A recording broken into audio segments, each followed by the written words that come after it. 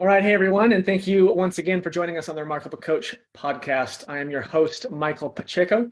And today with me, I have Tara Strand. Tara grew up wanting to be MacGyver. Didn't we all? It's true. That spirit, she became an industrial engineer that engineers space to grow your business without becoming another victim of entrepreneur burnout. No paperclip required. It's important. Tara, welcome to the Remarkable Coach podcast. Thank you. Thank you for having me. Yeah, so glad to have you. So I love to open up the podcast by just kind of asking our guests to talk a little bit about yourself and what got you into coaching. Oh my gosh. I love talking about myself, but it's always awkward to do so, isn't it? So I'm an industrial engineer, which basically means that I engineer businesses. I look at process, I look at process improvement, I look at how to make things easier to get. So it's all those, every time somebody says, work smarter, not harder, and they never tell you how, it's because all of us industrial engineers are hoarding the secrets of how to do that. That's really what we learned how to do. I feel like that's very rude to just hold all the secrets and just keep them for yourself. That's why I recently started my Instagram account. So I started just pushing out secrets of working smarter and not harder. And then I worked for many, many years in a variety of industries as a consultant in manufacturing, food, service industries, tech, ag, green tech, all of those places. And what I really found is that even working in the same industry, so within my career, I've had this kind of weird parallel where I'd be working with two different companies that made the same things in the same market. And then, so I could really kind of in real time compare and contrast what works in a company and what doesn't work in a company.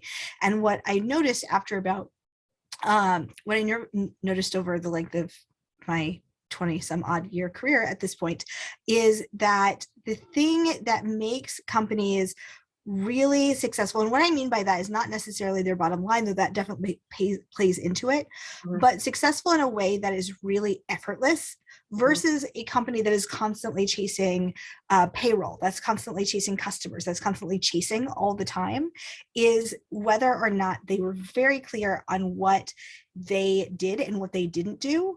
And that kind of led me into coaching, because I thought if we could just get everybody on the same page of what they do, then their businesses could be successful. And that makes me happy because I want everyone to make money. Nice. So you did consulting in the past, but today you call yourself a coach. Where's the line of delineation there for you? The line of delineation is really where instead of going into a company and actually solving their problems for them and really doing most of it for them, working one-on-one, hand in hand, my coaching really helps people look at their own businesses and teaches them how to do it themselves, and then getting kind of real-time feedback. So eventually they won't need me. That's really the goal. Yeah, nice. So talk a little bit more about your shift into coaching and doing this. So when you were doing, consulting, you said you worked in a variety of industries, and that kind of thing. What drove this shift specifically into coaching? At the time, I mean, much of it was personal, to be honest with you. I had already done some coaching with some of my clients, some executive coaching on top of the consulting that I was doing. And then I had some family things that required me to step away from much more intense one-on-one interactions with clients. I live in New York, but my family's in Nebraska, and my mom was going through cancer treatment. I needed to be able to kind of go back and forth when I needed to go back and forth, and my kids were getting older, which conversely meant that they needed me more. And so as someone who has an 8-week-old baby, that terrifies me. Well, so it's actually, you go right. It's very intense for the first 2 years. Yeah. And then they can make themselves cereal. That's a huge milestone. like your responsibilities, and then you institute parenting hours from, so out of parenting hours, you don't parent, they take care of themselves. And so that is great. And then there's a lull. You don't think it's a lull, it is a trick lull, but it is the lull until they hit about 11 and 12, and then they need you very intensely again. So the lull is like false spring. Like Yes. it's still winter, but there's a nice day and you're like, oh, this is beautiful, spring's here. And then it snows again. It blizzards. It is whiteout conditions. Oh, that's awesome. That's awesome. So that's really what led me decide that, yes, that's what led me kind of to switch to more coaching rather than consulting. That seems like an honorable reason. I think family first is definitely something that we believe at Boxer. So I think that's great. Yeah. Who are your clients? Who's your ideal client? Who do you work with? So I typically work with businesses that have been in their space for 2+ years, usually 2 to 5, because that's when kind of the new wears off and they've got some clients and they're, if they've experienced a lot of growth, they've experienced it and they're kind of being overwhelmed with that. And if they haven't experienced large growth and they're kind of at the point of, okay, is this really something that I want to do? Or am I ready just to move on to something else? Typically it's either a solo operation up to 5 employees, and they're starting to run into kind of those growth problems again with their employees, if they have them, and if they don't have them, they're running into I need to bring somebody on and I don't know how to do that. So that's typically kind of the sweet spot when somebody starts working with me. Nice. And what does a typical engagement look like? Are you kind of month to month? Do you have like a 3-month program or a 6-month program or? Sure. So what we typically do is I say, there's this learning curve that happens anytime you try something new. And so if you don't give it a shot to work, then it's never going to work. Right. So I typically do an initial 3-month package and then month to month after that. So that way we have time to institute whatever they need to institute. So the first thing that happens is we kind of do an evaluation of what I call their clarity engines. And then based on that evaluation and the conversation about their goals and what they want, not just, right, because you said it, like family is everything. And so not just their work goals and their profit goals, but also what they want their life to look like. Because if you build a business and you keep going, you can't go to your kid's concert, then is that the business that you want? And maybe for some people that's yes, and maybe for some people that's no, but you should decide up front so we can build the business that you want. So after that, we really take a look at kind of individually what their needs are and where they're getting stuck at. And so based on that, we build a plan for them after those first 3 months. Nice. Can I just say, if there's a business owner out there that has kids and they are consciously and intentionally opening up their notebook and writing down a plan that says, I want to build a business that does not allow me to go to my kid's concert, I don't ever want to work with that person. I agree with you, but I think that there's also space, right? We lose ourselves in parenting sometimes. Yeah. And so there's space to say, like, I can be a really good parent here, right? And just be really conscientious about where you're doing your best parenting and where you're doing your best working. Yeah. I like it. You gotta, everyone has different hats that they put on and take off throughout the day, even as a business owner, right? Especially as a small business owner, you're doing everything. You might be the accountant on Tuesday, and then on Wednesday you become the marketer, and on Thursday you're HR. Exactly. And so when our kids were little, when they were, kind of toddler-esque, I guess, my husband stayed home with them just because he was much better. It was a much better toddler parent than I could have ever been. And then now that they're teenagers, I stay available. I'm not home all the time, but I stay available because I think I'm a much better parent to teenagers. That's our plan. That's our plan too. This is a little off topic, but we're having a conversation, so let's just chat. But that's our plan. So like with the baby, obviously, like as a man with an 8-week-old, there's only so much I can do. I don't have boobs. I can't breastfeed. Like, our daughter happens to be breastfeeding. So, and my wife is terrified of the toddler stage. For me, I went to university in Japan, and when I came back, I had an opportunity to volunteer and then become an assistant. I'm sorry, not assistant, a substitute teacher at the international school Oh, in wow. Portland, Oregon.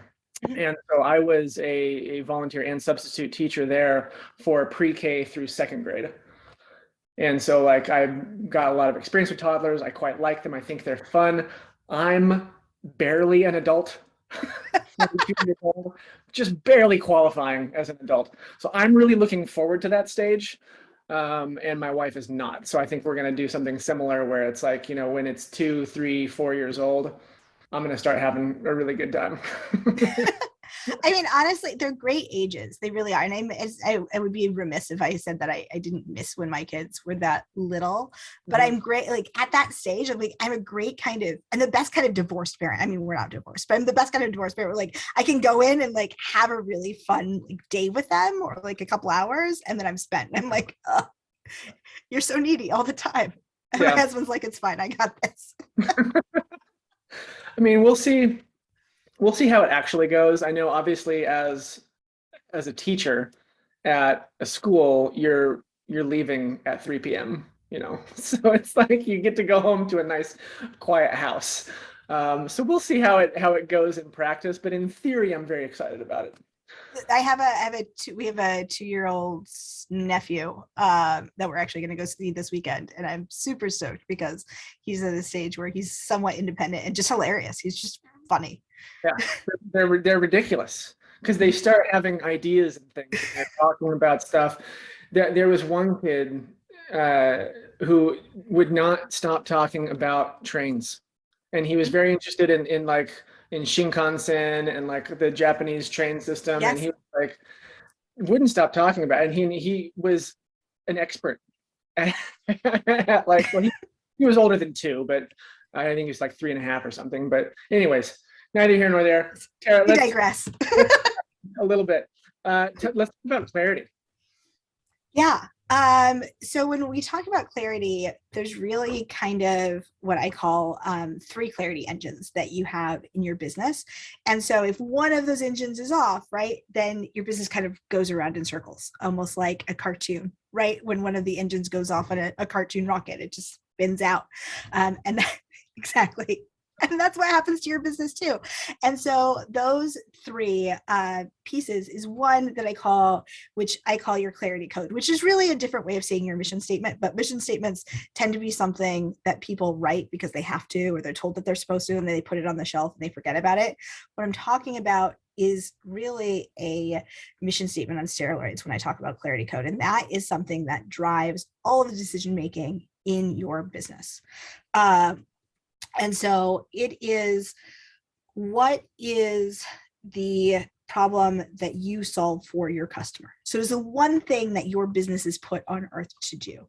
Mhm. And so once you have that down, and it can be really simple, right? So it can be, if you plan parties for parents and you do everything for them, and your clarity code is we save parents time, then all of your products, all of your services, all of your packaging, all of your marketing gets wrapped up in we save parents time, right? So it's not about the party planning, right? It's the benefit, that it's the gift really that you're giving your customers or your clients, depending on what industry you're in. So that's one. The other one is a little bit different. So that's the gift that you give them. The other one is that benefit. And then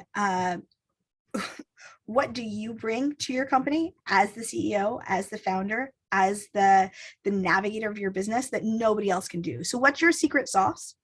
And so once you get real clear on what that is, it becomes much easier to offload things to other people in a way that's meaningful and not so intimidating. Because I typically work with entrepreneurs tend to do things because they like doing everything all at once. And so offhanding things tends to be a little bit scary the first time we do it. So defining that and really dialing it in is helpful. And then the last thing is, what value do you bring your customer, which is a little bit different than what benefit do you bring to them. Okay. So, and what I mean by that is, so the benefit is that we save people time, right? And so that's what, when I train my employees, I let them know that if we're not doing that for our customer in our sales calls, in our marketing, in our customer service stuff, then we're failing them in some way. And we talk about exactly like how their job helps other people, helps parents save time, as an example. The other side, the value then, is that we do that by, right, building party products, as if we're following along this particular example, by building party products, right? So that means that as I move people through this sales and marketing funnel, from the time that they place the order to the time that that order is fulfilled in some way, right? It can be service to it. Doesn't matter if it's a blood bank or you're consulting or a coach.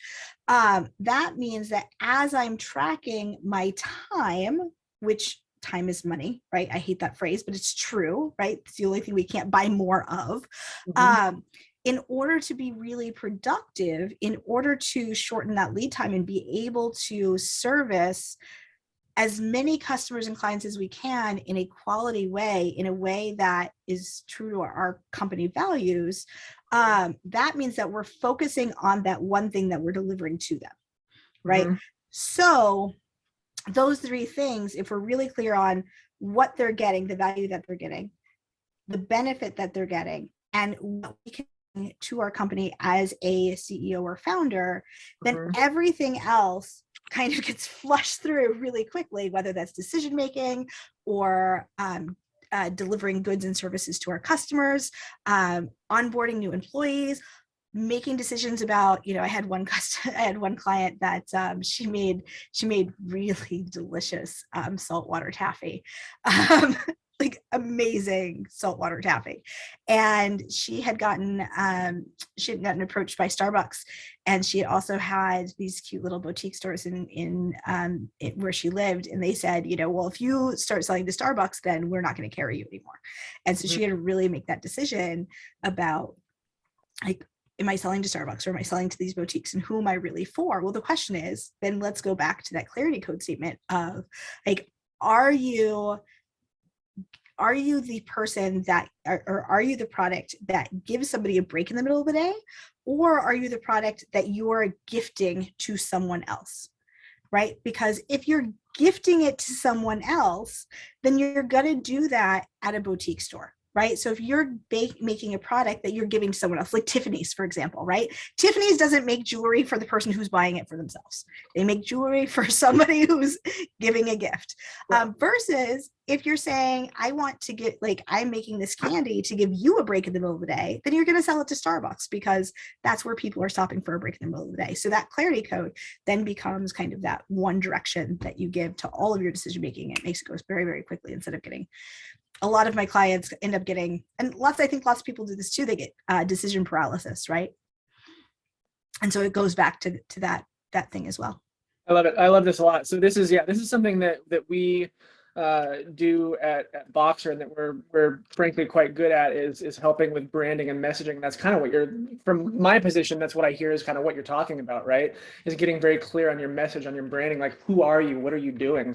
So to kind of just recap, the clarity code is like a mission statement on steroids, right? There's 3 parts to it. What do you bring to your company as, CEO or founder that no one else does? What do you bring to your customer? Or what benefit do you bring to your customer? And then what value do you bring to your customer? Can you talk a little bit more about the differences between the benefit and the value? Sure. Not everyone's going to define these the same way that I do, but it's just the way that I delineate it in my own practice. So the benefit is the thing that your customer is getting that fulfills a need, right? So when we drive to the store, right? The benefit that we're getting when we drive to the store could be to simply get away from our spouse for a few moments, right? Mhm. That's why I go to Starbucks. I don't go to Starbucks for the coffee. Mhm. Right? That's actually a really great example. So the benefit that I get from Starbucks is a break in my day. I don't even drink coffee. I don't even like coffee, but I love Starbucks because it gives me that island of peace in my day, Sure. right? Versus the value that I'm getting from Starbucks, or that thing, the actual physical thing that I'm getting, right? It's not coaching, it is whether it's a pastry or a hot tea or something like that, right? Mhm. So when I go, the deliverable is, I guess that's another way of saying it, right? The deliverable is the thing that I'm ordering from Starbucks, but the benefit that I'm getting from that deliverable is that piece in my day. Now, Mhm. if I were going to Dunkin' Donuts, which actually it's a fascinating case study between Starbucks and Dunkin' Donuts' mission statements and how they present in their life, right? Most people don't go to Dunkin' Donuts to have kind of that moment of peace in their day, right? Mhm. That's just not what Dunkin' Donuts is for. Construction people who are like, or like you're running in and you're running out to get some caffeine and like you're not staying there. That's And sugar and sugar. oh yes, sorry. You're getting some sort of stimulant. Yeah. But yeah, I mean, I get what you're saying.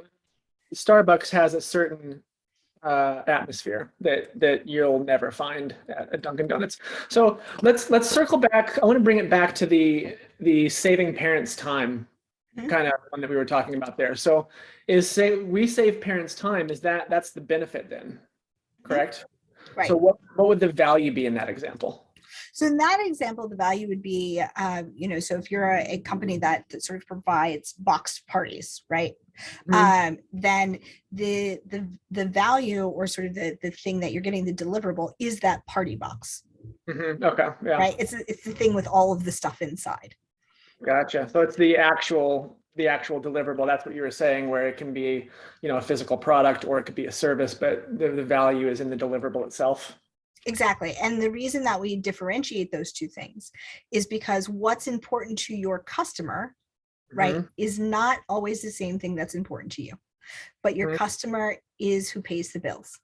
And Mhm. so when we talk about things like productivity on the other side, right, you've got the marketing and you've got the marketing and sales processes, right, that can be optimized and all of those things, and then you have the back end processes that also have to be optimized. So when you optimize, which is why you have kind of the two things, right? So when you look at the benefit, it's to optimize the marketing and the product development, all of those things. When you look at the deliverable, you're optimizing the back end stuff.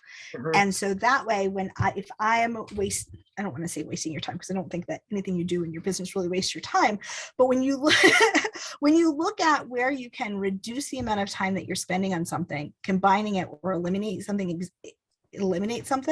then you go back to kind of those two things. What benefit is the customer getting from this? And also, what am I what actual thing am I providing them?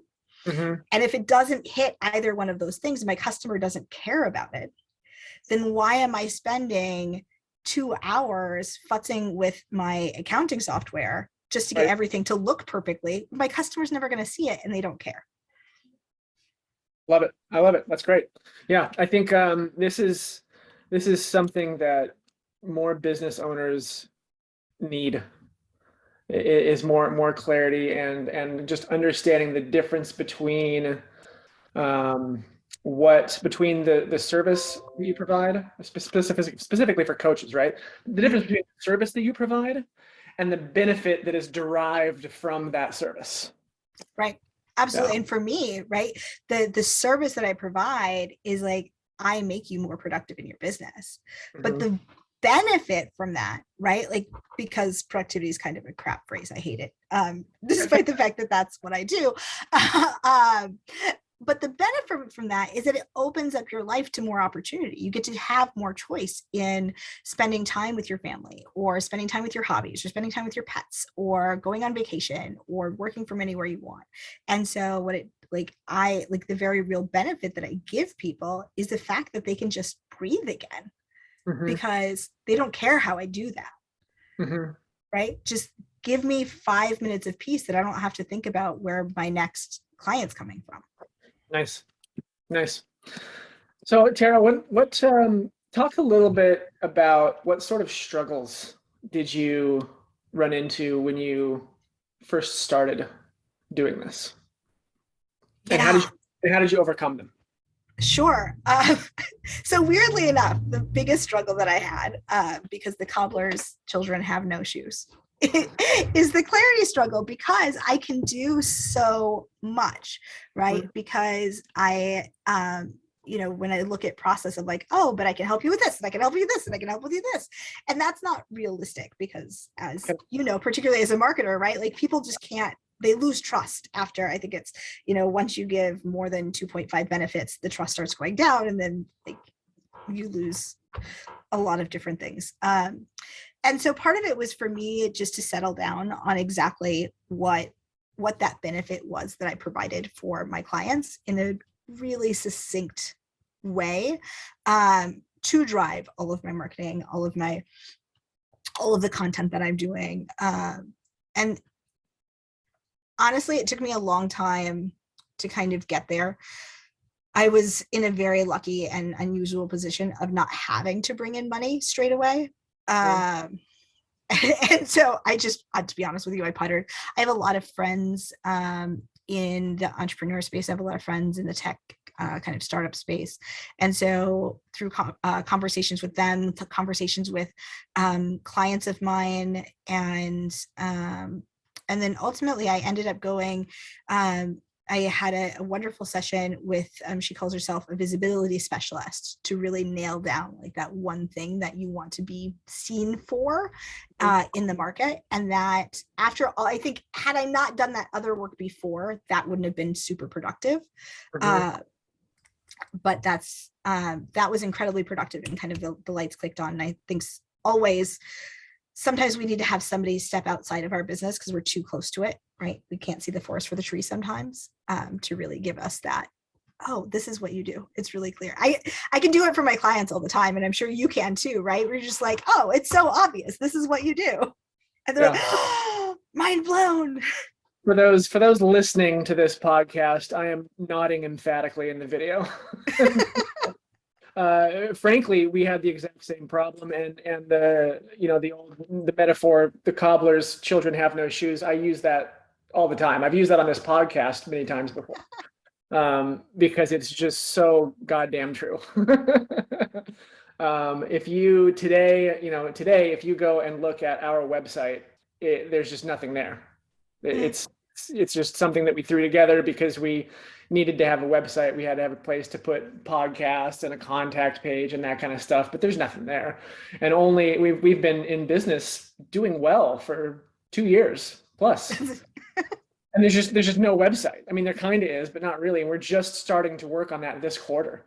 So I think that's hilarious. And it is. Why is that? Let's talk philosophy now. Yeah. I'm here for this. What's wrong with those kids? Why don't they want their shoes? Why won't he make them shoes? He should make them shoes. Because they're not value added to his family. I think he doesn't get paid for his children's shoes. That's it. You get so wrapped up in serving, right? You get wrapped up in service of your clients, and you just. I think that's exactly it. And I think as social animals that humans are, we are pre-programmed in general to serve other people, and sometimes at our own expense, right? And so that's the other side of it as well. Yeah, they have to. I mean, that's true to the extent that when you get on an airplane, they have to remind you to put the oxygen mask on yourself. Exactly. Exactly. Because we're so pre-programmed to help others. That's funny. Yeah. So I resonate with everything you just said. That's going back. We just adopted our daughter in February, but her party was this last weekend, and so we had some people over to celebrate, and somebody had said, well, tell me about these parenting hours. And our daughter is she'll be 16 very, very soon. So Cassandra is walking by and she goes, parenting hours are great. It means that my parents get to recharge, which means they can give me more time. So really having that, like, that's our oxygen mask at our house, right, is having those parenting hours, that between the hours of 8 p.m. and 8 a.m., like, you don't have to go to bed, but you can't stay on this floor. I love it. I love it. Yeah, let's give each other some space. Exactly. And so I have time with my partner to, you know, kind of reconnect. And Totally. which isn't to say, like, if they're in emotional or physical distress, we're not going to be like, sorry kid, we're closed. No, yeah, we're closed for business. Come to me tomorrow at 8:01. Right. It's not that. My arm. You're like, I don't know what to tell you. We're closed. Ask your brother to help. God. Oh, it's terrible. Okay, so we talked about some struggles. We terrible at doing marketing for yourself and taking care of yourself sometimes. What about some wins? Talk about some of the big wins that you've had in this coaching. Oh my gosh, every time I'm really bad at my wins. I think it's a symptom of the same thing, right? Because I just kind of, like, we celebrate and then we move on to the next thing, or at least I do, and then I forget about all of the bigger wins. But for me, it's I write down yeah, my every day. At the end of the day, I'll write down at least 5 of them. that's so smart. That's so smart. Actually, again, the cobbler's children have no shoes. I actually have a daily form that helps me do that. I just don't use it myself. I do. I get good and then I get bad. So every time my clients have kind of this light bulb moment of, oh my God, you just changed the way that I think in the world, and shifted my entire understanding. That's always a big win for me. I have had clients that in 20 minutes have gone, you know, oh my gosh, we've just created the GPS for my entire business and I feel so much calmer now. I've had clients that could turn around and that have turned around and been able to write all of their sales and marketing collateral for the thing that they were launching in a day, because, like, all of a sudden they've gotten this clarity. I've had clients that have struggled to hire VAs over years and taken my VA course, and within 30 days have gone through two new VAs, but been able to very quickly, like, figure out which ones weren't going to work, and then find one that has just completely revolutionized the business because they have a process that they can follow that's replicatable, and really easy for them.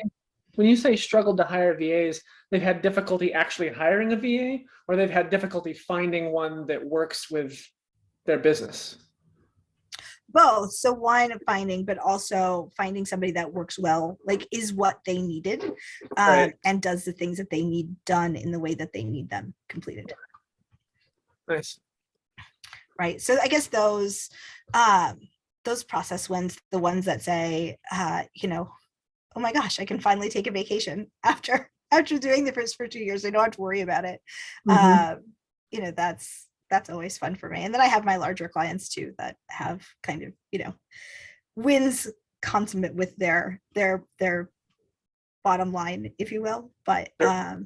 I don't work with those guys anymore. I mean, I like them, but they're kind of a pain in the ass. Why are they a pain in the ass? What I love working about with small micro businesses is that there's not a lot of people in marketing, right? You've got, especially in B2B marketing, you've got your people that have to say yes, and then you have your people that just can't say no to the proposal. And once you're in a company, any change management that you do is much the same way. But the larger the company, the more layers that you have to go through in order to convince people that they can make a change. And if they hate it, they can always go back to the old way. Nothing is stopping them from regressing. But that's really for me, it's exhausting, because I'm like, for me, it's exhausting. I'd much rather have one person that I talk to and they say, yeah, this is great, and we're going to do this. And then they enact it straight away. And then they see the big win, rather than spending 2 to 3 weeks just convincing people that it's in their best interest to try something new. Mhm. For me, I mean, that's just my own personality. And I am, for people not only listening to this, I am a Puerto Rican woman in engineering who worked mostly in manufacturing for the first 8 years of my career. Um, so I did really well, and I was really blessed to not face a lot of sexism in my work, but it does get exhausting for me. Yeah. Sweet. Can you talk a little bit? So we talked about struggles at first and then the wins. Can you talk about some proper failures? So some times where just like things have like gone wrong and maybe you've learned from it and changed the way that you do something. Failure is one of my very favorite topics, which is why I named my company Failed Fab, because we learn through failure. So I think the first big failure that I had is that it was a failure of expectation. And that was that I would quit my job, my consulting job. I worked for a consulting firm for almost 9 years. That I would quit my job, and then immediately after taking 2 months off, that I would simply like go online and become a coach, and everything would be brilliant, and I wouldn't have to worry about cash flow or anything like that. So obviously, that's not really how life works. And so, in particular, because I don't write down my wins. I'm not really one that's like, hey, this is why I'm so wonderful and amazing, which made marketing challenging for me. So I don't know why I thought I could do that. So that was kind of my first big failure. It was failure of expectation. So it took me a while to kind of overcome that. And then the second one, I think, was this failure of clarity, right? Kind of trying to muddle through without getting my own engines running in the same direction. Mhm. And that led to really muddled marketing, as you know. In particular, it Yeah. led to me kind of reinventing the wheel several times. Mhm. It led to me so that was kind of the second one, which stalled progress in my own practice. And then the third one is this failure to recognize who I am as a human being.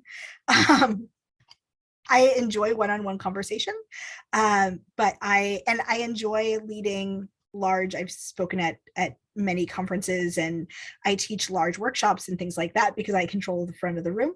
But I Mhm. am by nature an introvert. So after that, I go home and I cuddle and like I just sort of delve into the comforter and don't come out for a couple hours. Yep. Uh, but that means that when I was when I was trying to sort of pop up and see how I wanted to be visible in my own practice, like I don't know that I'm ever gonna be Facebook girl. And I tried really hard to be the person that I'm not, because I'm not social. I find that kind of social interaction really draining. I'd Yep. much rather have one-on-one conversations, uh, or to kind of like, or to be like, hey, this is a thing that you should go check out. And then I have no horse in the race whether or not you check it out, because it's not tied to my value that way. Mhm. Um, but it's not that I'm not, well, I sometimes am not friendly, but I try to be friendly most of the time. um, and it's not that, it's just, again, a failure to recognize like what is going to work for me, as opposed to somebody else who is much more extrovertedly oriented, I suppose. Yeah. Yeah, I can sympathize with that. I think, I've had a number of coaches myself over the years, and obviously we've all had mentors, and you get advice from different people, and you know you get, especially when you're younger, I think you get advice from someone that you really trust and look up to, and you try to implement it into your own life. But if you don't have like a real good understanding of who you are and what works well for you, I've certainly made the mistake in the past where I've tried to implement something. I'm also an introvert. I can go to a party. I'm usually the guy who's looking at the record collection or hanging out with the dogs every time. Perfect. Yes. My wife hates it. It's like, you always look so miserable. I'm like, I'm not miserable. I'm just hanging out with the dog. You're very content in the space that you're holding. Totally. Yeah. And one-on-one is always fine, but like, yeah, the big groups thing is definitely can be exhausting. Where am I going with this? Anyways, yeah. So Know thyself in definitely, one's marketing. right, yeah. Yeah. And so with mentors or coaches, again, getting advice from anybody, and it's important to understand, I think, just to double down on what you're saying, right? Understand who you are, know thyself, figure out what works for you. If it doesn't work for you, then pitch it, try something else. Yep. Absolutely. Absolutely. And I mean, probably that was, I think we all have these people in our heads about who we want to be, right? Like these imaginary heroes of ourselves, for hero Yeah. versions of ourselves. Um, and just really being able to strip that down into, like, I keep lists, sort of historical lists of my life of like my goals. And I remember reading one last time I was doing spring cleaning, of that I wrote in high school of, I want to climb Mount Everest. I'm never going to climb Mount Everest. That's not who I am. Or hike the Appalachian Trail. And like, while these are beautiful fantasy versions of myself, like I'm not that person. First of all, like, I have a connective tissue disorder that would destroy me if I would even choose to try. But it goes back to really being able to strip down that hero version of ourselves into creating the best real life version of ourselves that we have, and work with that. I dig it. Tara, is there anything that you would like to talk about that we haven't touched upon yet? I want to be respectful of your time. I would just say, going back to this thought of failure, because it really is one of my very favorite topics, and I think it's something that we don't cover often enough. Because so often we think that failure is the end of something, when in fact it is simply the first step. And so I will just leave with that idea that if you have failed, or if you feel as if you have failed, then it's time to evaluate with what went wrong and what you can improve, and not stop, just keep going. I love it. Tara, you've got the Ultimate Clarity Code Framework course that you mentioned you would like to offer our viewers and listeners. Can you talk a little bit about that? Yes. So the Ultimate Clarity Code Framework course is a very short course. You can take it in less than an hour, I think, of content. Over the course of several days, in order to build your very own clarity code of those clarity engines that we just talked about. And not only, the cool thing about this course, and why it's one of my very favorite, is it doesn't just teach you how to write that like lame old mission statement that's just going to sit on your shelf. The final module in that course actually teaches you how to use it to make real decisions in your business, and how to kind of supercharge your business in that way. So it's not just oh, you should do this and then set it on the corner. It teaches you how to figure out what your secret sauce is, what's important to you, what's not important to you, so you can throw all of the other trash all the stuff in the trash that you need to, so you can really move forward very quickly in your business. I love that. I think if I had a penny for every mission statement that was labored over and sweated over and then got left in a file somewhere on Google Drive and forgotten about, I would be a millionaire. Yes, 100%, 100%.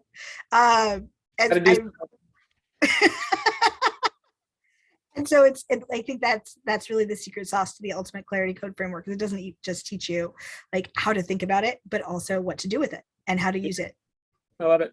Tara, where can our viewers and listeners connect with you online? So they can connect with me at FailedFab on Instagram, which is probably the best place. I'm starting to build that up. And then I have failedfab.com as well, which is where my blog lives when I actually update it again.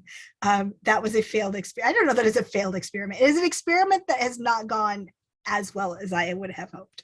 But it is there, and that's how you can find all of my other things as well. We'll get those added into the show notes. Tara, Stan, thank you so much for joining us on the Remarkable Coach podcast. It has been my pleasure. Thank you so much. Awesome. Thank you. And thank you to our viewers and listeners for joining us again. We'll see you guys next time. Cheers.